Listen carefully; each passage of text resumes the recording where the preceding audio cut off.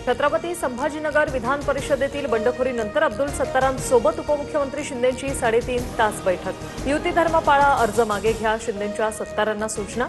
सत्तार आज मुख्यमंत्री फडणवीसांची भेट घेणार।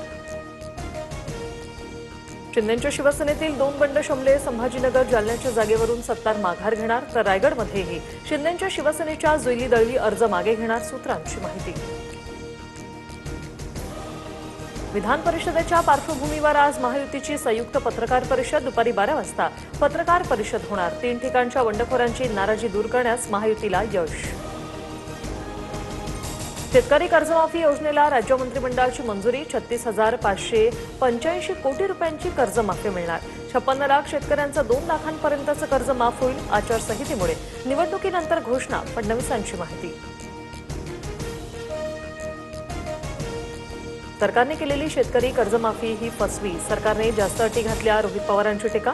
तर कर्जमाफी फक्त दिखावा, शेतकऱ्यांना कोणताही फायदा होणार नाही, विजय वडेट्टीवार यांचा इशारा। शरद पवारांच्या राष्ट्रवादीचं नवी मुंबईत सरकारविरोधात आंदोलन। महागाई, इंधन दरवाढ, बेरोजगारी विरोधात मोर्चा। रस्त्यावर चूल मांडत महिलांची जोरदार घोषणाबाजी।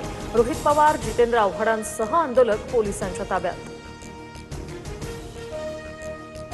गुजरातमध्ये सुरत धुळे महामार्गावर भीषण अपघात। 2 बसच्या अपघातात 7 जणांचा मृत्यू। अपघातानंतर दोन्ही बसला भीषण आग। मृतांच्या वारसांना राज्य सरकारकडून 10 लाखांची मदत जाहीर। पंतप्रधान मोदींकडूनही शोक व्यक्त। मुंबईसह उपनगरात पावसाची हजेरी। दहिसर, बोरिवली, कांदिवली, मालाड आणि गोरेगाव परिसरात पाऊस। मान्सूनपूर्व पावसातच अंधेरी सबवे जलमय। नाले सफाईवर प्रश्नचिन्ह। अकोल्याच्या अकोटमध्ये युरिया खतासाठी शेतकऱ्यांची गर्दी। खत विक्री केंद्राबाहेर शेतकऱ्यांच्या लांबच लांब रांगा। खरीप हंगामाच्या तयारीमुळे युरिया खताची मागणी वाढली। पुण्यातील विषारी दारू मृत्यू प्रकरणात सीआयडीची मोठी कारवाई। मिथेनॉल विक्री करणाऱ्या दोघांना बेड्या। आरोपी रेक्स इंटरनॅशनल कंपनीत कामाला होते।